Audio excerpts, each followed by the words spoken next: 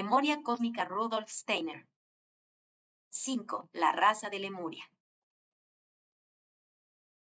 Un capítulo de la crónica Akasha que se refiere a un periodo prehistórico muy distante en el desarrollo de humanidad será expuesto adelante en este capítulo.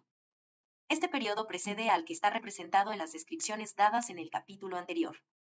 Estamos aquí hablando de la tercera raza raíz humana, de la cual se ha dicho en libros teosóficos que habitó el continente lemuriano. Según estos libros, este continente estaba situado al sur de Asia y se extendió aproximadamente de Ceilán a Madagascar.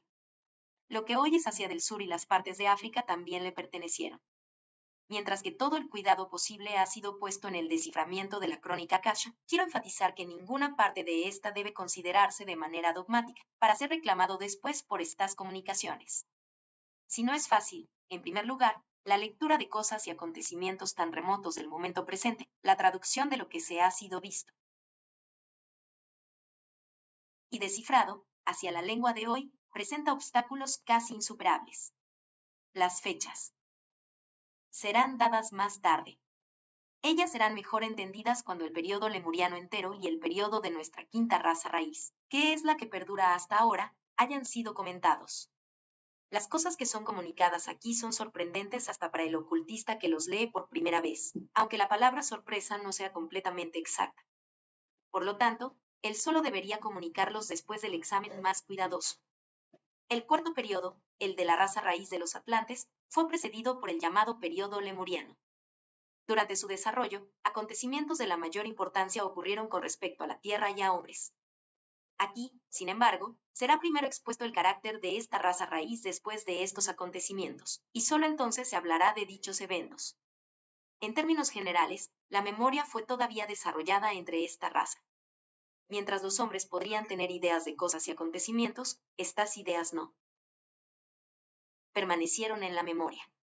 Por lo tanto, ellos tenían todavía una lengua en el sentido verdadero.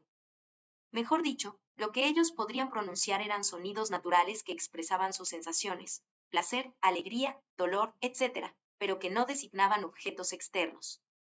Pero sus ideas tenían una fuerza completamente diferente de aquellos de hombres posteriores. Por esta fuerza ellos actuaron sobre su ambiente. Otros hombres, animales, plantas y objetos hasta sin vida podrían sentir esta acción y podrían ser influidos puramente por ideas. Así el lemuriano podría comunicarse con sus prójimos sin necesitar una lengua. Esta comunicación consistió en una especie de lectura de pensamiento. El lemuriano sacó la fuerza de sus ideas directamente de los objetos que lo rodearon. Les fluía la energía del crecimiento de las plantas, de la fuerza de vida de los animales. De esta manera, él entendía a las plantas y animales en su acción interior y en su vida. Él hasta entendió las fuerzas físicas y químicas de los objetos sin vida del mismo modo. Cuando ellos construían, no les era necesario calcular primero el límite de carga de un tronco de árbol, el peso de una piedra. Ellos podían ver cuánto el tronco de árbol podría llevar, donde la piedra cabría, en vista de su peso y altura y donde no. Así, el lemuriano construyó sin necesidad de tramar el conocimiento, sino todo lo hizo sobre la base de su facultad de imaginación, que actuaba con la certeza de una especie de instinto. Además, en alto grado, él tenía poder sobre su propio cuerpo. Cuando era necesario, él podría aumentar la fuerza de su brazo por un esfuerzo simple de la voluntad. Por ejemplo, él podría levantar cargas enormes simplemente usando su voluntad. Si más tarde al Atlante le ayudaba su control de la fuerza de vida, al lemuriano le ayudó su dominio de la voluntad. Él era, la expresión no debería ser interpretada mal, un mago nacido en todos los campos de actividades humanas inferiores. El objetivo de los lemurianos era el desarrollo de la voluntad, de la facultad de imaginación. La educación de niños estaba totalmente dirigida hacia este objetivo. Los muchachos eran endurecidos de la manera más fuerte. Ellos tuvieron que aprender a someterse a los peligros, a vencer el dolor, a llevar a cabo hechos audaces. Aquellos que no podían aguantar torturas, quien no podía someterse a los peligros, no. Fueron considerados como miembros útiles de la humanidad. Los abandonaron para fallecer bajo estos esfuerzos. Lo que muestra la crónica Akasha con respecto a esta educación de los niños supera todo que el hombre contemporáneo puede imaginar en sus pensamientos más valientes. El portar el calor hasta de un fuego de chamusquina, la perforación del cuerpo con objetos puntiagudos eran procedimientos completamente comunes. La educación de las muchachas era diferente. Aunque a la niña también se le endurecía, todo lo demás en su educación estaba dirigido hacia el desarrollo de una imaginación fuerte. Por ejemplo, ella era expuesta a la tormenta a fin de que llegara a sentir tranquilamente su belleza terrible. Ella tuvo que atestiguar sin temor los combates de los hombres, llena solamente de un sentimiento de apreciación de la fuerza y del poder que tenía ante ella. Así, la propensión a soñar y por la fantasía desarrollada en las muchachas eran cualidades muy valoradas. Como no existía memoria alguna, estas propensiones no podían degenerar. El sueño o las concepciones de fantasía en cuestión duraron solo mientras había una causa externa correspondiente. Así, los lemurianos tenían una verdadera base en las cosas externas. Ellos no se perdieron en profundidades sin fondo. Por decirlo así, la propia fantasía de la naturaleza y la del soñar fueron puestas en el alma femenina. El lemuriano no tenía viviendas en nuestro sentido, excepto en sus últimos tiempos. Ellos vivieron donde la naturaleza les dio la oportunidad de hacerlo así. Las cuevas que ellos usaron solo fueron cambiadas y se extendieron en tanto que era necesario. Más tarde, ellos construyeron cuevas y entonces desarrollaron una gran habilidad para tales construcciones. No hay que imaginar, sin embargo, que ellos no ejecutaron construcciones más ingeniosas. Pero estas no sirvieron como viviendas. En los tiempos más tempranos, tales construcciones provenían del deseo de dar a las cosas de la naturaleza una forma artificial hecha por el hombre. Las colinas fueron remodeladas de tal modo que la forma le otorgaba al hombre alegría y placer. Las piedras fueron reunidas para el mismo objetivo, o a fin de ser usado para ciertas actividades. Los sitios donde los niños fueron endurecidos fueron rodeados de paredes de esta clase. Hacia el final de este periodo, los edificios que sirvieron para el cultivo de sabiduría y arte divino se hicieron cada vez más imponentes y ornamentados. Estas instituciones se diferenciaron en todos sentidos de los templos posteriores, ya que las primeras eran instituciones educativas y científicas al mismo tiempo. El que encontraba cupo aquí era iniciado en la ciencia de las leyes universales y en el manejo de aquellas. Si el lemuriano era un mago nato, este talento fue desarrollado en arte y perspicacia en estas instituciones. Solo podrían ser admitidos aquellos que, por todas las clases de la disciplina, había adquirido la capacidad de vencerse al mayor grado. Para todos los otros, lo que pasaba en estas instituciones era el secreto más profundo. Aquí uno aprendía a conocer y controlar las fuerzas de la naturaleza mediante la contemplación directa de ellas. Pero el aprendizaje era tal que en el hombre, las fuerzas de naturaleza se cambiaron en fuerzas de la voluntad. Él mismo podría ejecutar así lo que la naturaleza lleva a cabo. Lo que la humanidad posterior llevó a cabo mediante la reflexión, mediante el cálculo, entonces tenía el carácter de una actividad instintiva. Pero aquí no hay que usar la palabra instinto en el mismo sentido en el cual se acostumbra en nuestros días, aplicar al mundo animal, ya que las actividades de la humanidad lemuriana se elevaron muy por encima de todo lo que el mundo animal puede producir por instinto. Ellos inclusive estuvieron de pie muy lejos y encima de lo que la humanidad ha adquirido desde entonces en el camino de artes y ciencias mediante la memoria, la razón y la imaginación. Si uno debiera usar una expresión para estas instituciones que nos ayude a entender lo que eran, sería la de colegios de impulso del poder de la voluntad y del poder clarividente de la imaginación. De estos colegios surgieron los hombres que, en todos sentidos, rigieron sobre los demás. Hoy es difícil expresar en palabras una concepción verdadera de todas estas condiciones, ya que todo en la Tierra ha cambiado desde aquel tiempo. La naturaleza a sí misma y toda la vida humana eran diferentes. Por lo tanto, el trabajo humano y la relación de hombre con el hombre se diferencia enormemente de lo que se acostumbra actualmente. El aire era mucho más grueso, el agua era más delgada, incluso más de lo que en tiempos de los atlantes. Y lo que hoy forma la firme corteza de nuestra tierra, en ese entonces no era todavía tan dura como más tarde se hizo. El mundo de los animales se había desarrollado solo en anfibios, aves y mamíferos inferiores, y por lo que respecta a las plantas, solo había las similares a nuestras palmas y árboles de ese tipo. Sin embargo, todas las formas eran diferentes de las que son hoy. Lo que ahora existe había sido desarrollado entonces en tamaños gigantescos. Entonces, nuestros pequeños helechos eran antes árboles y formaban bosques espesos. Los mamíferos más modernos no existían. Por otra parte, una gran parte de la humanidad estaba en una etapa tan baja del desarrollo que no podría sino ser designada como animal. Lo que ha sido descrito aquí antes era verdadero solo para una parte de la humanidad. El resto vivía su vida en el animalismo. En su aspecto externo y en su estilo de vida, estos hombres animales eran completamente diferentes del pequeño grupo. No eran muy diferentes de los mamíferos inferiores, a quienes se parecían en algunos aspectos en la forma. Unas palabras más deben ser dichas sobre el significado de las localidades mencionadas arriba como templos o colegios. Lo que se cultivaba no era realmente una religión, era sabiduría divina y arte. El hombre creía que lo que le fue dado era un regalo directo de las fuerzas universales espirituales. Cuando él recibió este regalo, se consideró un siervo de estas fuerzas universales. Él se sentía santificado de todo lo no espiritual. Si uno quisiera hablar de religión en esta etapa del desarrollo de humanidad, uno podría llamarla religión de la voluntad.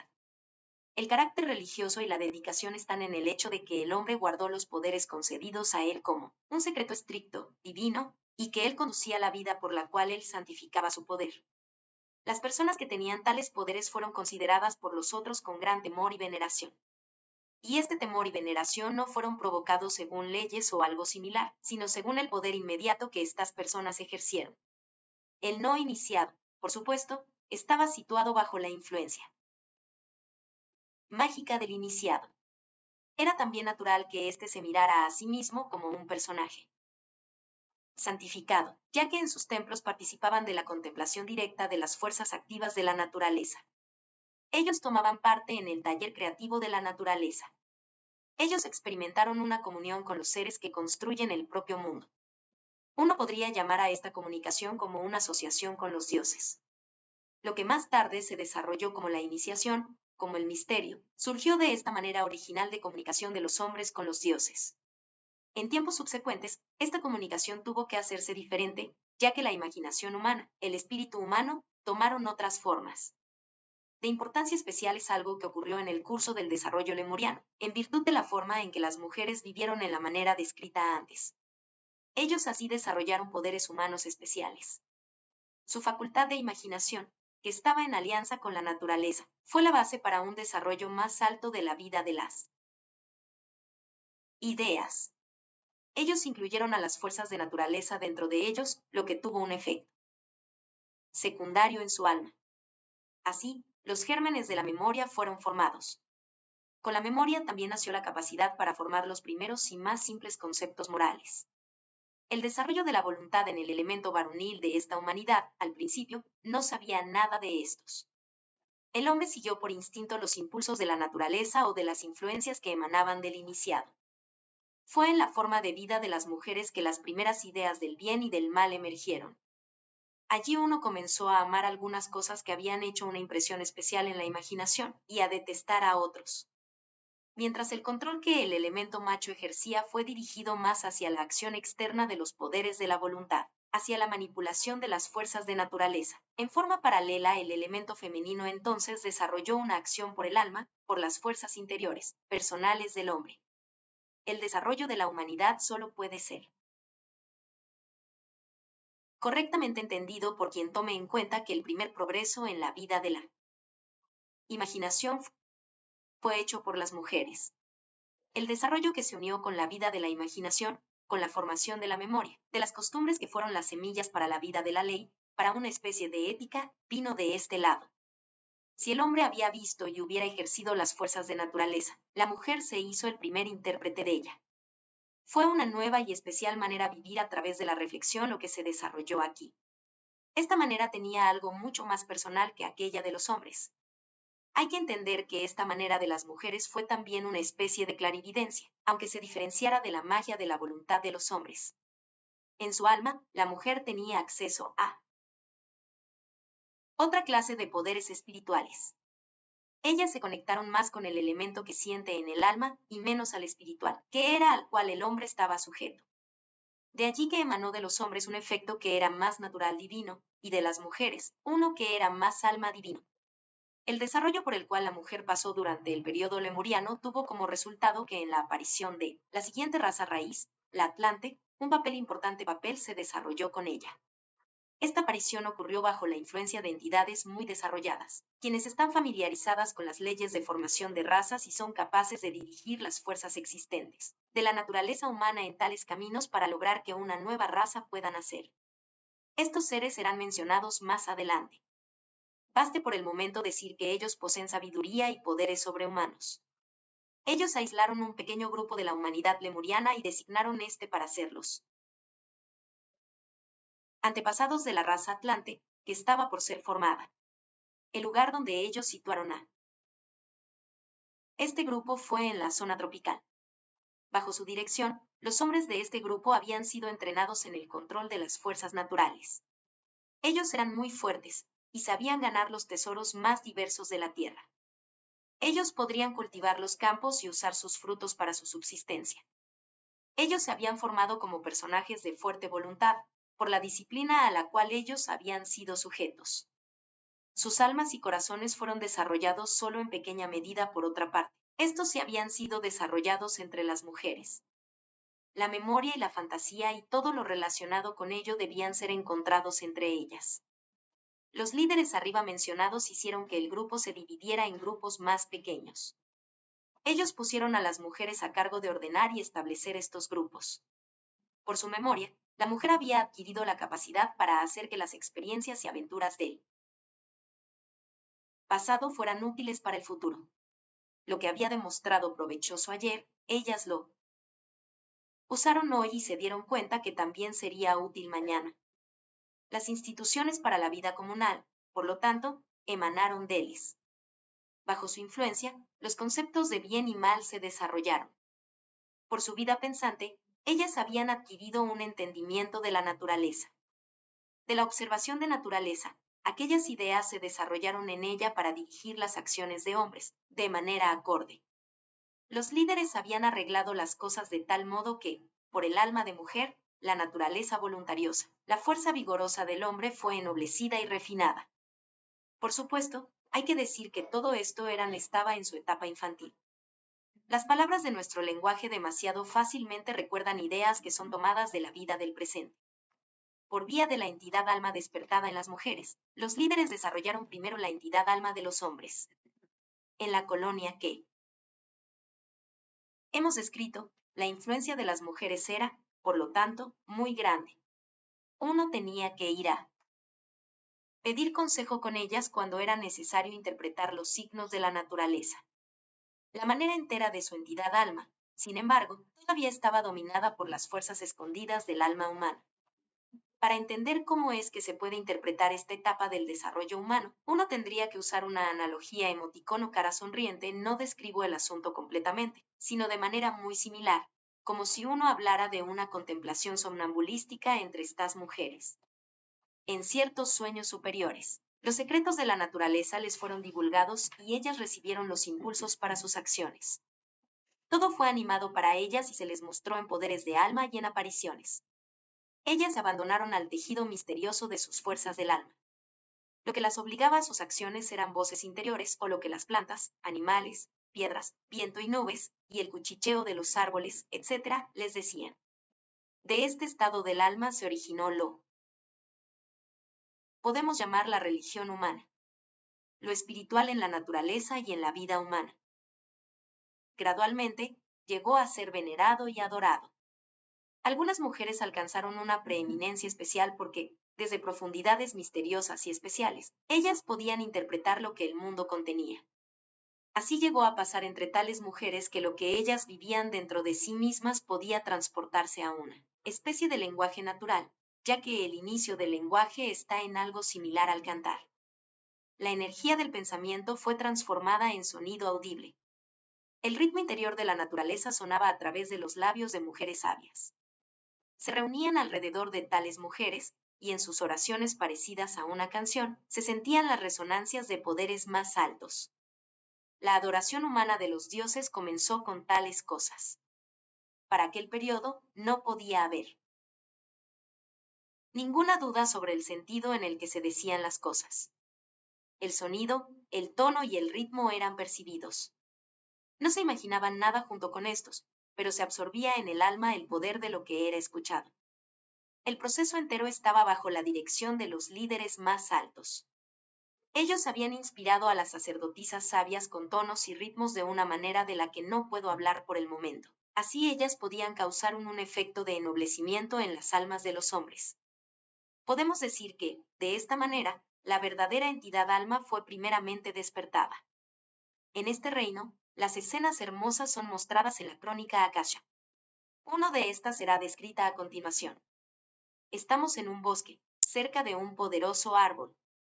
El sol acaba de elevarse en el este. El árbol, parecido a una palma, alrededor del cual los otros árboles han sido removidos, lanza sombras fuertes. La sacerdotisa, su cara girada al este, extasiada, se sienta en un asiento, hecho de raros objetos naturales y de plantas. Despacio, en secuencia rítmica, una extraña corriente de sonidos es constantemente repetida con sus labios. Varios hombres y mujeres se sientan en círculos alrededor de ella, sus caras perdidas en sueños, absorbiendo la vida interior de lo que ellos oyen. Otras escenas también pueden ser vistas. En un lugar arreglado de manera similar, una sacerdotisa canta de manera similar, pero sus tonos tienen en ellos algo más fuerte, más poderoso. Aquellos alrededor de ella se mueven en bailes rítmicos. Este fue el otro camino por el cual el alma entró en la humanidad. Los ritmos misteriosos que se conocían de la naturaleza fueron imitados por los movimientos de los miembros del cuerpo. Es así que se sentía con la naturaleza dentro de uno y con los poderes que actuaban en ella. El lugar en la tierra en la cual esta reserva para la próxima raza de hombres fue desarrollado para este fin. Era un lugar donde desde entonces la tierra todavía turbulenta se había vuelto bastante tranquila, ya que Lemuria era turbulenta aún. Después de todo, la tierra entonces no tenía todavía su densidad posterior. La delgada corteza fue, en todas partes, minada por fuerzas volcánicas que se partieron adelante en corrientes más pequeñas o más grandes. Volcanismo fuerte existió casi en todas partes y desarrolló una actividad destructiva continua. Los hombres estaban acostumbrados a contar con esta fiera actividad tectónica en todo lo que hicieron. Ellos también usaron este fuego en sus trabajos e invenciones. Sus ocupaciones eran a menudo tales que el fuego de la naturaleza les servía como base, del mismo modo como el fuego artificial sirve en el trabajo humano de hoy.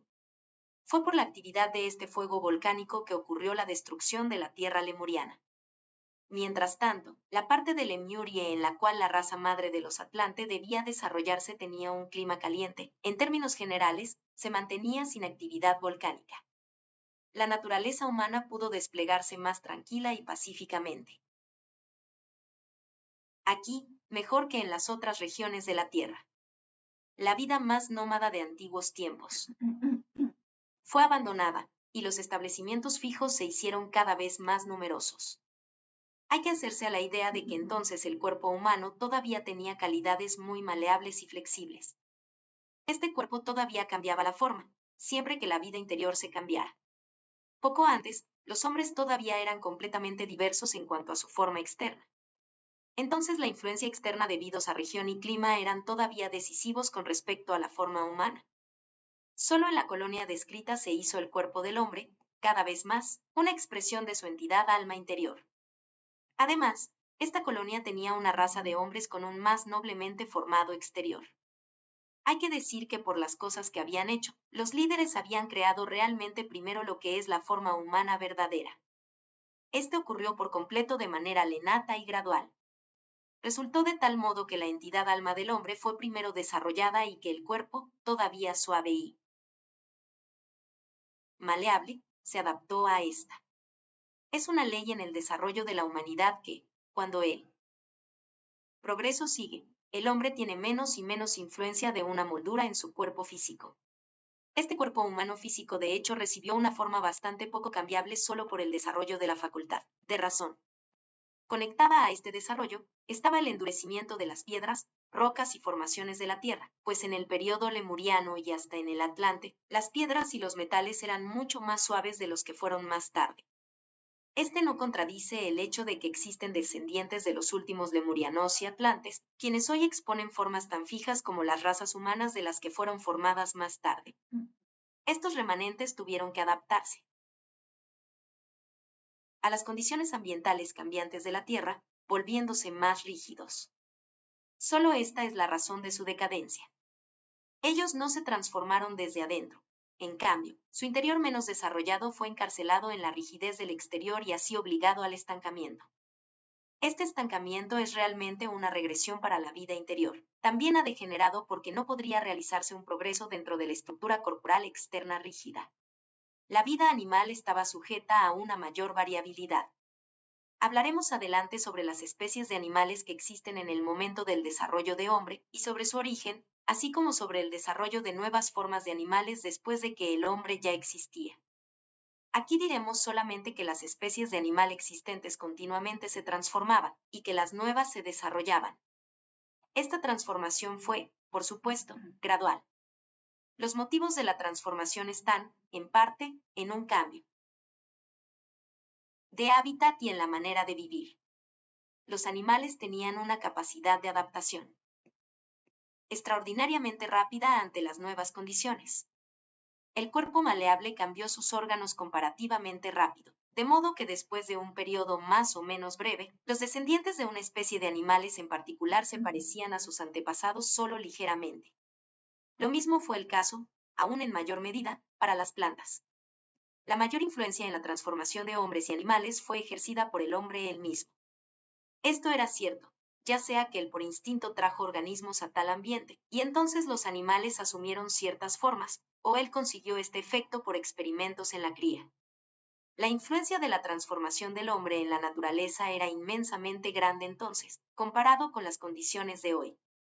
Este fue sobre todo el caso para la colonia que hemos descrito, ya que allí los líderes superiores dirigieron esta transformación por un camino en el cual los hombres no estaban conscientes. Este era el caso en cierto grado, que cuando los hombres dejaron la colonia con el fin de fundarlas. Diferentes razas de atlantes pudieron llevar con ellos un conocimiento muy desarrollado sobre la cría de animales y plantas. El trabajo de cultivo en Atlántida era entonces esencialmente una consecuencia del conocimiento así traído. Pero aquí otra vez debo enfatizar que este conocimiento tenía un carácter instintivo. En este estado esencialmente permaneció entre las primeras razas de atlantes. La preeminencia del alma femenina, como ha sido descrita, fue sobre todo fuerte en el periodo lemuriano pasado y continuó en los tiempos atlantes, durante los cuales se preparaba la cuarta subraza a sí misma. Pero no hay que imaginar que fue así entre toda humanidad. Era verdadero, sin embargo, solo para aquella parte de la población de la Tierra de cual surgieron más tarde las razas realmente avanzadas. Esta influencia ejerció el efecto más fuerte, sobre todo, en todo aquello que el hombre es inconsciente. El desarrollo de ciertos gestos constantes, los refinamientos de la percepción sensorial, el sentimiento para la belleza, una buena parte de la vida general de sensaciones y sentimientos que es común a todos los hombres. Todo esto al principio emanó de la influencia espiritual de la mujer. Esto no es una exageración si uno interpreta los informes de tal modo para afirmar que las naciones civilizadas tienen una forma corporal y de expresión, así como ciertas bases de la vida del alma física, que fueron impresas sobre ellos por la mujer. En el siguiente capítulo volveremos a periodos más tempranos del desarrollo de humanidad, durante los cuales la población de la Tierra todavía pertenecía a solo un sexo. El desarrollo de los dos sexos será descrito entonces.